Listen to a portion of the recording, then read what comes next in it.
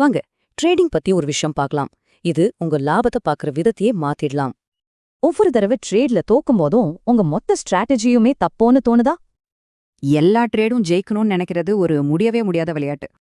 ஆனா லாபம் பார்க்க எப்பவுமே ஜெயிக்க தேவையில்லைன்னா யோசிச்சு பாருங்க. ஆச்சரியமா இருக்கா? வெறும் 25% தான். இதுதான் உங்க பிரேக் ஈவன் பாயிண்ட்.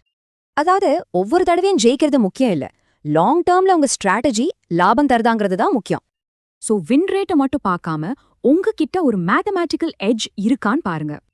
இதுக்கு முக்கியமானது 1:3 ரிஸ்க் ரிவார்ட் ரேஷியோ தான். இது உங்க வெற்றிகளை ரொம்ப பவர்ஃபுல் ஆக்கும். கணக்கு சிம்பிள் தான். 4ல ஒரு ட்ரேட் ஜெயிச்சாலே போதும், நீங்க பிரேக் ஈவன்ல இருப்பீங்க. அப்போ ஒரு 30-50% வின் ரேட் டார்கெட் வச்சாலே நீங்க நல்ல லாபம் பார்க்கலாம். சரி, இந்த மாதிரி அதிக ரிவார்ட் கம்மி ரிஸ்க் உள்ள ட்ரேட்களை எப்படி கண்டுபிடிக்கிறது? இது 3 ஸ்டெப் தான். கெஸ்ஸிங், இமோஷன் இதெல்லாம் இல்லாம ஆட்டோமேட் பண்ணிடலாம்.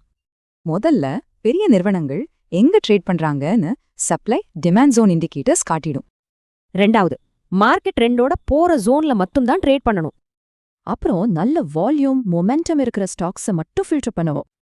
இது ஒரு சிம்பிள் செக்லிஸ்ட் மாதிரி. ஒவ்வொரு ட்ரேடுக்கும் இது ஃபாலோ பண்ணா போதும். இந்த சிஸ்டம் ட்ரேடிங்க ஒரு எமோஷனல் கேம்ல இருந்து நம்பர்ஸ் கேமா மாத்துது.